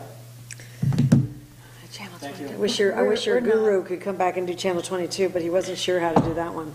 I found another guru, but Oh. Bring him yeah, around. this one's not at the same rate. We Yeah. can talk about it Okay. if you're interested. Okay, yeah, we have nonstop problems with channel 22, and we're not sure why, and nobody else services it, so we can talk about it after, but from a recreation department standpoint, as you guys remember, we're trying something new this year. We've broken it up so everybody has their own area of responsibility, and they seem to be very excited about it. The feedback I'm getting from Jake and in our meetings is really strong. And I think you'll be really impressed because they're all going to come next month, and they're going to talk about their section and what they're doing and what the plans are and what they're excited about and what they're working on. I think the combination of the whole thing is going to be really exciting. So, for example, with Jennifer Santucci last Friday, was it Friday? I think it was Friday. Yeah, Friday So the quick. 15th. On Friday, we had the egg stuffing party, which was the first annual. We've never had that before. And it all came about because Jennifer did an extensive inventory of the plastic eggs as we were trying to figure out what exactly we own back there. And every year they order new ones and they're all full. And she, said, we got 8,500 eggs back there, and if I order a bunch of new ones to cover us, it's redundant. So we had an egg stuffing party, and it was it adorable, or am I exaggerating? We had a huge turnout, and it really was a good time. And all different age groups, and the little ones, and mostly a lot of high school kids, Girl really? Scout troop, Nice. adults, grandmas. I mean, it was very, I think it was well attended. People were happy about it, and everybody seemed to love it. It's a nice new tradition that we can have and stuff our Easter eggs instead of buying new ones every year. I think it's a nice community gathering. She said it was done in an hour. She had to slow people down. It was so quick. We had so many people, they finished all those All eggs in an hour. 8,500? Yeah. Yeah. They Amazing. finished the eggs before they ate all the cookies. Yeah. So that tells you something right She there. said she was telling people to take a break and go eat cookies. Wow, that's pretty good. Yeah, it was a nice, it just I think shows you hit us on that something there. we have more residents interested in helping and doing things. We just have to get the word out better, because I think they all had a very nice time. So that was a big success. And that is, of course, the lead-in for Egg Hunts for All, which is the 3 egg hunts in one day that happens. Is the date right, John? Yeah, April 13th. Saturday, Okay. April 13th. Saturday, April 13th, and our host, we're gonna be using residents to host all of our events this year, another way to get people to come in and join us. And since Kim Skorla came up with the idea of having multiple egg hunts, not just the traditional one, which we do first, but also having a sensory adaptive one, and then a third one in the afternoon for kids with disabilities, so we have beeping eggs and stuff. That was Kim Skorlick's idea. She brought it to the town, we embraced it, and everybody really has enjoyed it. This will be the 3rd year, and her husband, Brian Skorlick, is going to be the host this year.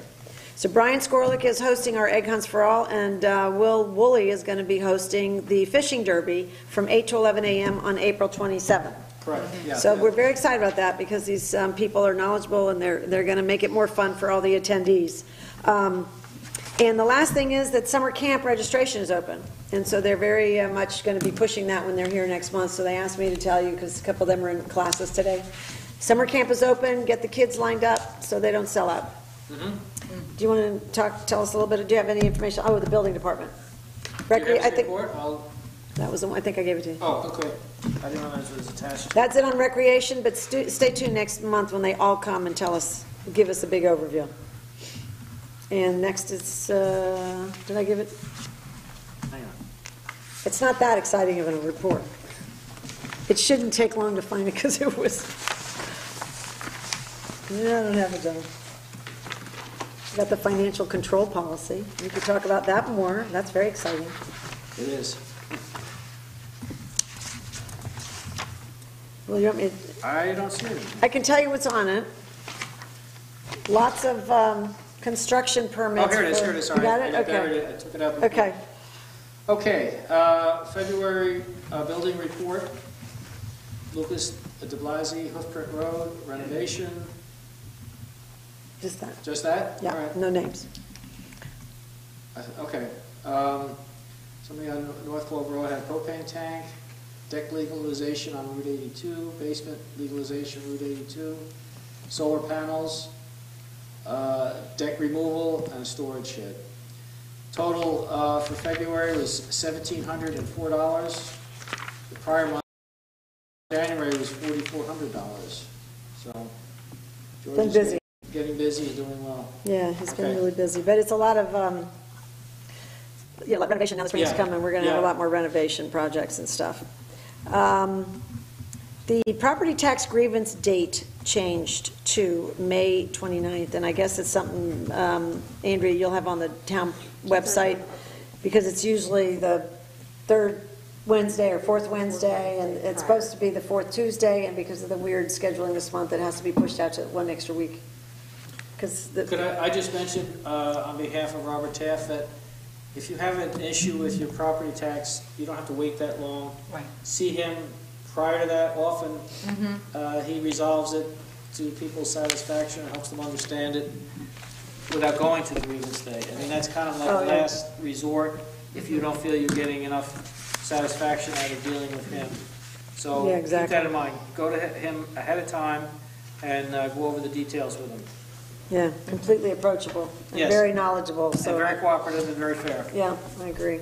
And Michelle is also his associate, and she's equally as helpful. Yeah, they do a very good job. We have a great assessor's office, I think. Yeah. Plus Robert will give you a joke or two.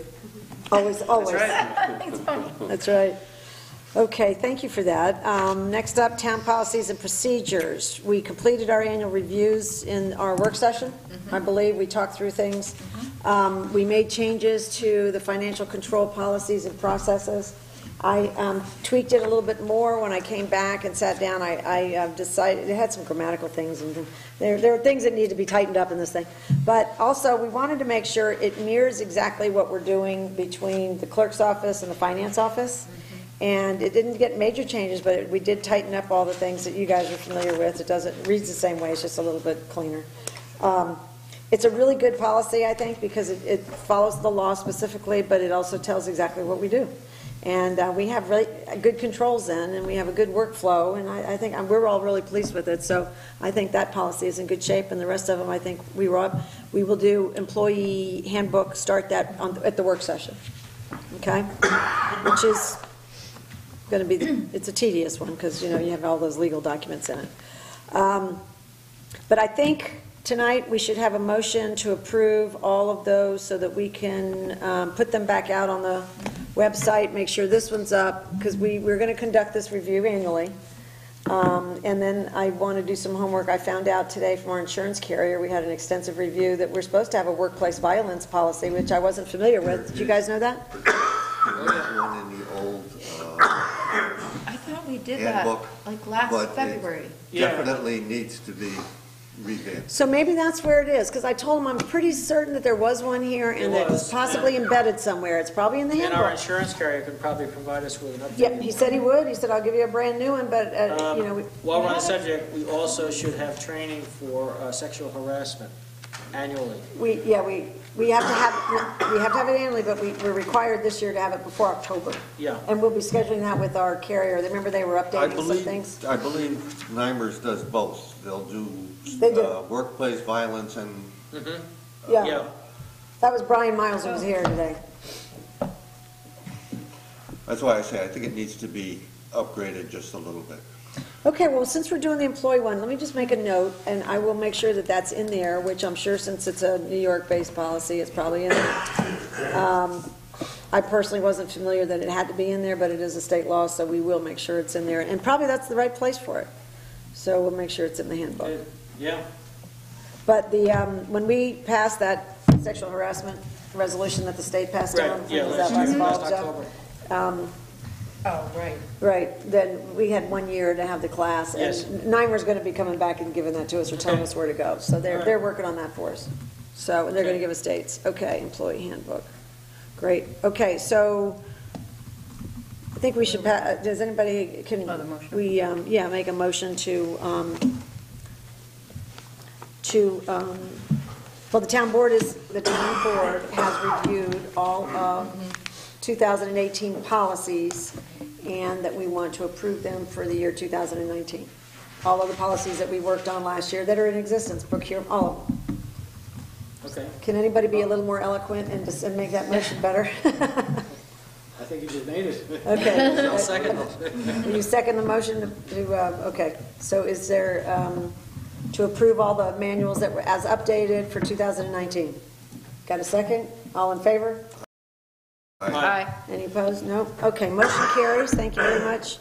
We will put that out there, and I think we did a nice job looking at those. And that procurement one was so good because we did it recently. That was, I think we're in good shape. We'll just get the employee handbook one up. These updates, a lot of people are in classes right now, so I'm going to give updates for various other people. You remember Larry Mattiello was here, and as far as the what's happening with that, Larry Mattiello is now, has submitted his application and his check. He will be going in front of the planning board. And they will do a site plan review, and they will make a recommendation to us. And their site plan review will probably say, and I'm not putting words in their mouth, but when Kevin and I spoke about it, I mean, it's something, it'll be something along the lines of, we would approve X, Y, and Z pending the town board's approval of the zoning change. So they'll come back to us in writing, and then we can take it up then. In regards to Cross Orchard, that project is really interesting.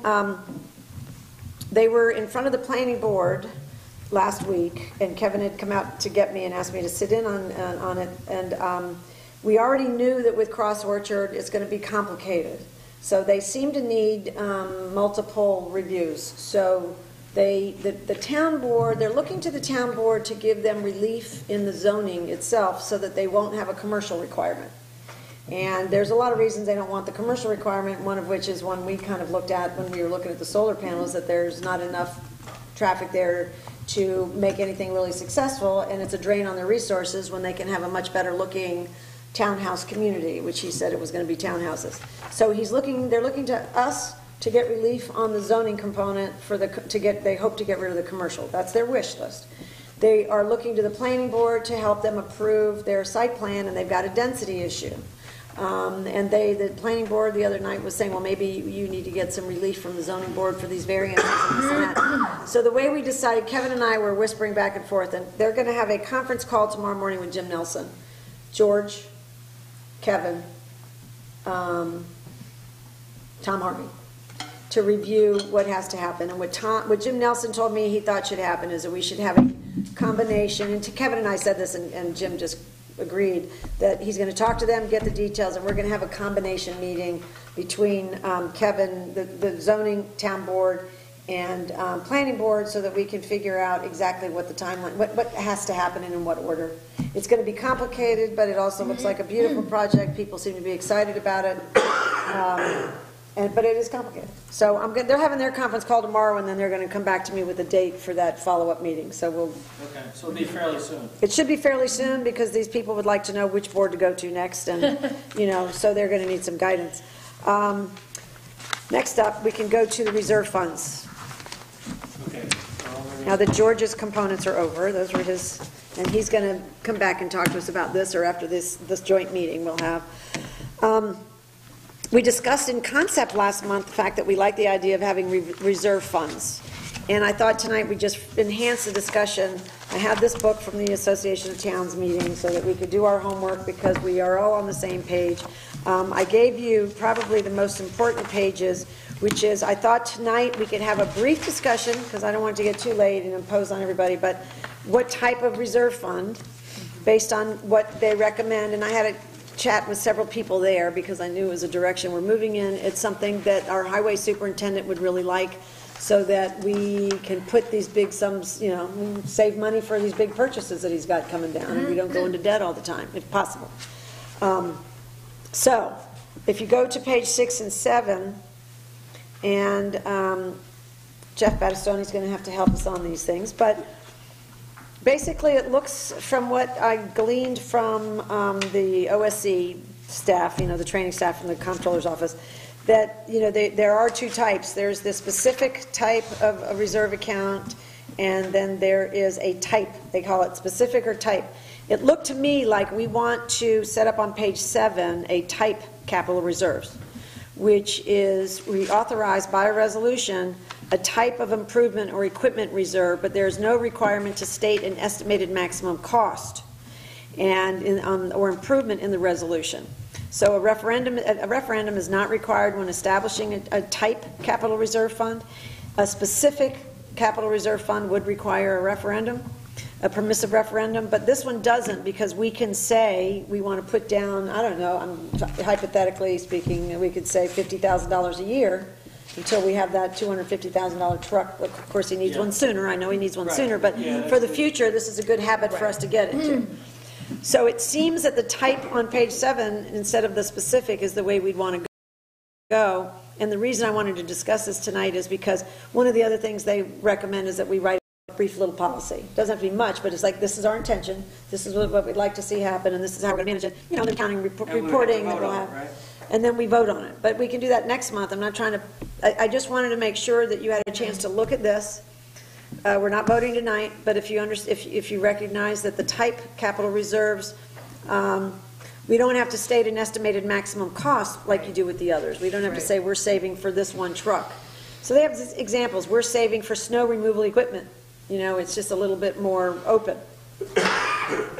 But if we're all in agreement that that's probably the way we're going, then we can write I was going to do a paragraph of some sort of a little policy and try to work with Jeff on a resolution that would work for us for next month, because it's important that Jeff be involved with this, because, I think if it were specific, you'd really have to be involved. We'd have to have a permissive referendum and everything. If we were using the type capital reserve fund, it's a little bit easier.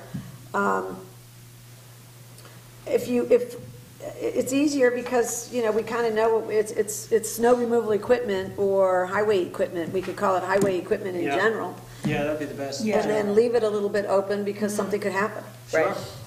I think that we ought to put a clause in there that allows us to adjust the amount going in for inflation of the vehicles that we would be looking at to purchase, because they're always increasing in price from year to year. But I don't think you need to put an amount in here. You don't, but make our amount that we are putting in there, that we can review it annually, Yeah. and adjust it as Yeah. needed. Yeah, we don't want to be locked into something Right. that we can't, yeah. Well, we do that at the budget. Yeah, I was gonna say, that's an annual, That's an annual thing. I mean, I I understand doing understand that this at is the something budget. that's separate from that. We're putting a reserve account together that normally you would assign a number to, annual contribution. what I think to. would be a budget item. Yeah. When you're writing up the budget. Well, I you think say, that, see, it we're gets- putting $50,000 into it this year, and then the next year, when it comes around, we might say we have to put in 60. That's fine. I just There's wanna multiple get- types. I think you're thinking of the other one. You're right. You have to be very specific as to the dollar On amount, the- and you have on to the tie it to specific something. So capital, Steve doesn't want us to get caught on that. Right. Okay, all right, let's set it up that way. Okay. I did talk to Richie about it. He's very excited. He said he wasn't allowed to do it in the past, and I think it was just because people shy away from reserve funds because they don't want to be locked in. But if we set it Well, up, it can be abused too, and you're gonna have some discipline if you're gonna have a reserve fund. And, Yeah. But they are a good idea. This way you can schedule replacement oh, yeah. Right. of things. And, Yeah. Yeah. And Well, I also talked to, I'm whispering as if Richie won't hear this, but if, because I know he'll never watch this. He's not gonna If we use these watch it. microphones, he won't hear it. Yeah, that's right. No, but I had a conversation with him about it. He's really excited about this. He knows that it'll help him save for the big ticket items later. And he was also saying that he would put, I mean, he easily, but given the cost of paving and all that stuff, but at $50,000 a year minimum would be great. So, I mean, he's perfectly willing to carve that out of the budget and stay, So I think when everybody's in agreement, that's a really good thing. So we will stick to, if everybody want, again, reread page 7, the type. It's called type capital reserves. We'll follow those rules. Jeff will read them to make sure we don't do anything wrong. But there are no referendum requirements for the establishment of a type reserves. That's on page 8. There are certain exceptions if you're trying to get money out of it that you have to have a referendum, but it wouldn't apply to us because it had to do with if we were going to go in and bond it and that sort of thing. I mean, if it were things we normally bond, I don't think this falls into that category, so we could pull the reserves out when we hit the number that we wanted for the piece of equipment. All right, so we'll write up a little policy for next month. And Jeff, will you help me with the resolution to Well, make yes, sure? certainly, yes, Okay, that's great, and that is working, we're getting right in the right direction there for everybody, I think.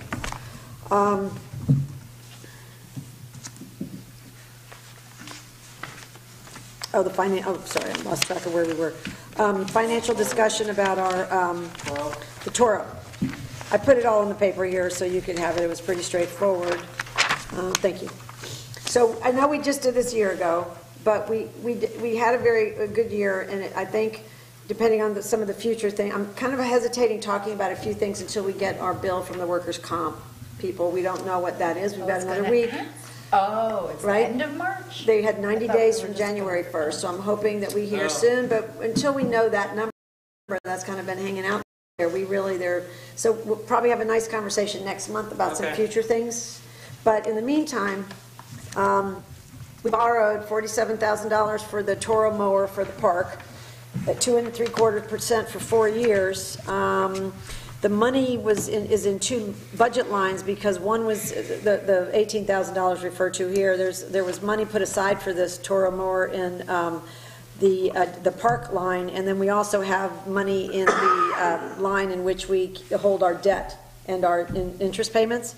So those two combined would give us $18,348, and it's $39,000 to pay it off, $39,611.41. But if we paid it off on April 1st, we would save $1,793.79. We have the money. We put more money in the contingent account, the contingency fund, as some people call it. This year, we put a little over $100,000 compared to $50,000 last year, just in case. I think it's prudent for us to pull the money that we need, the $21,262 out of that. Use it to save to save the $1,700, $1,800, which is more than to buy a laptop or something. I mean, it really makes sense. Sure. It also looks good on our record because then we'll have one bond and we'll have one truck, We can't pay that other truck off early, it makes no sense because they won't give us a break on the interest rate. I mean, it just. Right. Well, this makes very good sense. This makes good sense because Bank of Millbrook, every transaction we do with them has been town-friendly. They set things up nice for us, and Yeah, they're a good neighbor bank. they really have taken, they're nice to us. So I think it's a prudent thing to do, and I think since we have the money and we had a good year, that I would recommend that we do it, and transfer the money from the contingent account to pay for it. All right, I'll make that motion that we transfer the money from the contingent account to pay off the balance on the Toro mower, in the interest of saving almost $1,800 of interest payment. I'll second it. Great, all in favor? Aye. Anybody opposed? I don't think so. Okay, motion carries. Good news, thank you very much. What else were we going to talk about? We had a very busy agenda tonight. Oh, Motion to Phase two? reappoint Robert Parking lot. Taft. well, there's a phase, we're going to have the phase 2 for the Time Warner parking lot. That meeting is going to be next Friday morning at 9 a.m. And if anybody can come, it's going to be with with Tom Harvey and Rich Wisman and Jake and Tom St. Ange, and both Steve Frazier and John Welsh were interested in Yes. participating. I'm going to send the email out. We kind of have to schedule it when everybody can be there, specifically Richie first, who's given us the materials. Tom is going to draw it up, and we need them all there for the first meeting. I'm also inviting Brian Skorlick, if he can come, because he had some ideas. Yeah, so it's next Friday at 9 a.m., and 3 of the main participants are on board to come, so I think it's going to be helpful. We promised the county we'll do a good job. That'll look nice over there. So Robert Taft, it's interesting, what we found out was Robert Taft was appointed to fulfill the appointment of Bernie Fountain. Bernie Fountain. Yeah, remember him? Bernie Yeah. Fountain, and that was in 2011, and that appointment, that term was up in 2013. And I learned something new that I didn't know. I knew that there were elected tax assessors, and I know there are appointed tax assessors, but every year in our org meeting, we appoint Robert Taft. But that's not the way you're supposed to do it. He's appointed for a 6-year term. And he would have been appointed in 2013 through 19. His term is up in September of 2019, so we need to reappoint Robert Taft for a new 6-year term beginning in, believe it's October 1, 2019, for the next 6 years. I'll make that motion. I'll second it. All in favor? Wouldn't we do that closer to the time that it expires? He would prefer that we do it now. Okay. He wants it as a vote of confidence. He wants it as a vote of confidence. Or he wants to look for another job. Because there are an awful lot of tax assessors looking for work out there before the deadline. So that was, any other discussion about that? All in favor of reappointing Robert Taft? Aye. Aye. Motion carries, it's unanimous, he does a great job. Councilwoman Kelly, would you like to make our proclamation? So this is the Parkinson's Awareness Month proclamation. Whereas Parkinson's disease is a progressive neurological movement disorder of the central nervous system, which has a unique impact on each individual, and whereas according to the Parkinson's Action Network, the Parkinson's Disease Foundation, the American Parkinson's Disease Association, and the National Institutes of Health, there are over 1 million Americans diagnosed with Parkinson's disease. And whereas symptoms include slowness, tremor, difficulty with balance and speaking, rigidity, cognitive and memory problems, and whereas although new medicines and therapies may enhance life for some time for people with Parkinson's, more work is needed for a cure, and whereas increased education and research are needed to help find more effective treatments with fewer side effects and ultimately a cure for Parkinson's disease, and whereas a multidisciplinary approach to Parkinson's disease care includes local wellness support and caregiver groups, and whereas April has been proclaimed as Worldwide Parkinson's Awareness Month for all to recognize the need for more research and help in dealing with the devastating effects of Parkinson's disease. Now therefore we, the town supervisor and the town council of the town of Unionville, do hereby proclaim April as Parkinson's Awareness Month in the town of Unionville. Okay, I'd like to make a motion, we adopt that Proclamation. proclamation. Is there a second? Steve, second. All in favor? Aye. Any opposed? No? It's a nice thing. We have a resident that Yeah. brings that in. And in the cover letter, it says the number of towns that do make this proclamation, and the counties and across the United, it really does increase awareness. So we thank Yeah, them it's for bringing it, yeah. Thank you, Councilwoman Kelly. Next up, we have Resolution 1921. Steve, you've got a bad voice, so I'm going to ask John. Actually, you haven't read anything tonight. Would you like to read Resolution 1921, if you wouldn't mind? Resolution 1921, road designations for inclusion in 911 database. Whereas Dutchess County Department of Emergency Response assists local municipalities, first responders to prepare for or respond to emergencies. And whereas the Department of Emergency Response enters all names of roads into their 911 database after receiving a resolution from the local town board requesting that a road be added to such database, enabling the appropriate response. And whereas it has been requested that 2 roads in the town of Unionville be added, and they are Shady Knoll Way, 29 to 37 Brush Hill Road, and Marks Way off Oswego Road leading to Meadow Ridge Lane. And now therefore be it resolved that the town of Unionville hereby adopts the names as listed above as either private road name or heretofore unlisted road name in said town, and be it further resolved that the town board specifically states that the private road designation shall in no way be construed to impose any liability or maintenance obligations on the town, but only to provide means of identifying said private road for emergency response purposes. Okay, can I have a I would like to move that motion forward. motion? Okay, and is there a second for Resolution 1921? I'll second. Second? There was a second. I guess if you're reading it, we could constitute that as making the motion. and All you're right, then I'll seconding it. second it. All right, can we have a roll call vote, please? Supervisor Moss? Aye. Councilman McMorris? Aye. Councilman Frazier? Councilwoman Kelly? Yes. Councilman Welsh? Aye. I must say that was a very well worded resolution. Well, it was my second attempt. The last month's failed. Well, you certainly hit. Oh, we home better run. second go Hit a around. home run Yeah, with that. I think this was more of what we were in line to do. Very I nice. didn't have full information last month. I was Yeah, getting it this was third hand, good. and I should have just tabled it, but I thought, well, so anyway, no, that's much better. Thank you very much. Very nice job. Okay, now, the last thing on our to-do list, which is our agenda tonight, which is important also, because we're staying on top of all these things, is, if I can find it at the bottom of the heap, is our escrow report, if you don't mind pulling that out. It is now that time of the meeting where I'm going to ask for budget adjustments and transfers and to pay the bills and all Yes. that. But before we make that motion, well, there'll be 2 motions, I suppose. Here's our escrow report for the first quarter.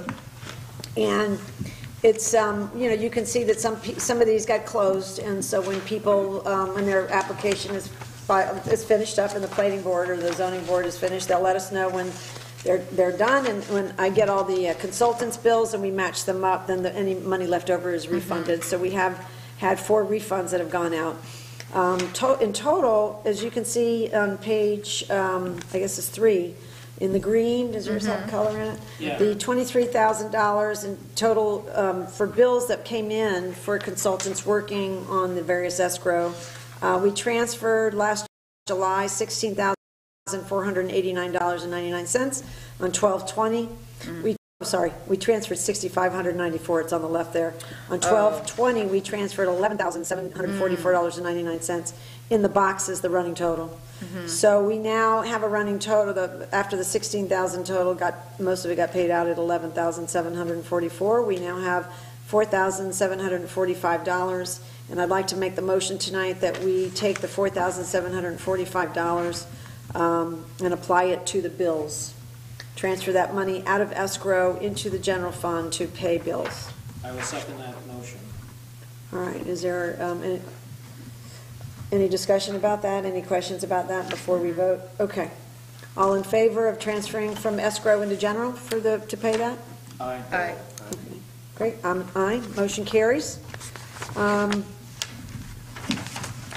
And the last item up, I would ask for somebody to please make a motion. So we don't have any budget adjustments, other than the two things we voted on, which will constitute transfers. Okay. Everybody's gotten a list of the warrants. You know what deposits were made and what bills went out. And so now I'd like somebody to make a motion to pay those bills. I will make a motion to pay the bills. Is there a second? Second. All in favor? Aye. Aye. Okay, let's pay the bills. I'm an aye also. Motion carries. How about I'm always looking at John because he's good at paying the bills and you're good at closing the meeting. Can I have a motion to adjourn? Wait, do we do public comment on town issues? What do we do? Just in case Oh, yeah. somebody wants Oh, I'm to say sorry. anything. Yeah. Thank you, Karina. Does anyone at the meeting want to say anything now? No, Alfreda? Is it? It's a little louder. It's not nice of being here, right? Oh, wait, you do have something. She's talking. No, leave it there, sir. It's your facial, Yeah, your body language. I hope that's good, Ellen. Yeah. Good. Alfreda, did you want to say, do you want to come up or? I could bring it to you.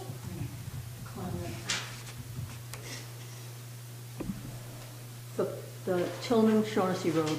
The problem we've been having with the DVDs, the Channel 22, the sound has been ongoing, not for months now, but for years. And as a taxpaying citizen, I want to see it fixed. And how soon can it be fixed? Do you have to have a specialist in? Is there somebody here who, Dave said it's beyond him? We have to have a specialist in. And the people that we've consulted with thus far are people that say, I don't do that. I'll do your phones, I'll do this, I'll do that. They're picking and choosing what they work on now, but a lot of them haven't done it. But we're going to keep trying. But Well, the other side of it is the cost. It's not inexpensive at all. And, you know, it's something we have. isn't this to part of consider. Cablevision still? Or whoever they are Their now? equipment is, but we have to pay the tab for any Repairs. upgrades or repairs or maintenance. Can't they give us new stuff? Dave, you always got new stuff back in the day. Well, they bought some new stuff, and that's what's given us the problem. We're not quite sure. Yeah, it got worse after the new stuff, Yeah, right? that's right. And then we had to change something in the It interface or has, something? the new stuff has its benefits, it also has its disabilities, obviously, with the sound. I'm gonna take a look through the books and see if I can figure out why the sound would be good on one and not good on the other. And we have to apologize too, because we're all looking at YouTube now. We're not always looking at Channel 22, so we're not always focused on it. So we appreciate you mentioning it, because we haven't been focused on it, and we hear it every now and then. But I can also write all the other supervisors and say, what's happening on your channels, because they have the same issues, and they might have a good suggestion or somebody to recommend. So I'll do that, and we'll see. I have someone I can bring out here, and Is this the new expensive guy? For free. Yeah. She says for free. So let her see if she they'll can do find a an cheaper analysis, person. and then give us a proposal on what it'll cost to make it right. So That would it's not going to cost anything to have him. Perfect. Oh, okay, that's fine. That would be great.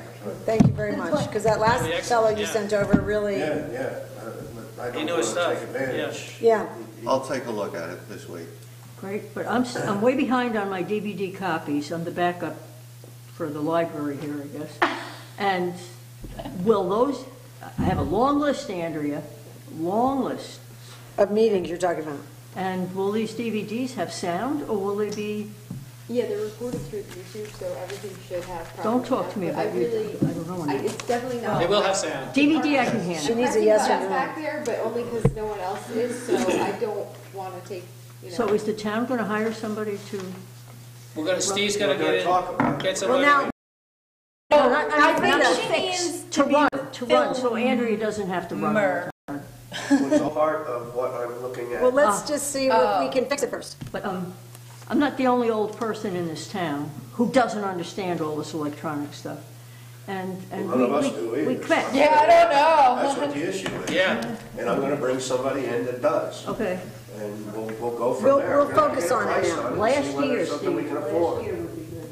All right, I'll be in on Monday, sweetheart, with my mom. Thank you for that. That'll be good. Just start Appreciate it. pumping Okay, thank you All very right, much. for now your you comments. can adjourn. Yeah, now I'll make a Maybe we have a motion to motion. adjourn. And I will send it.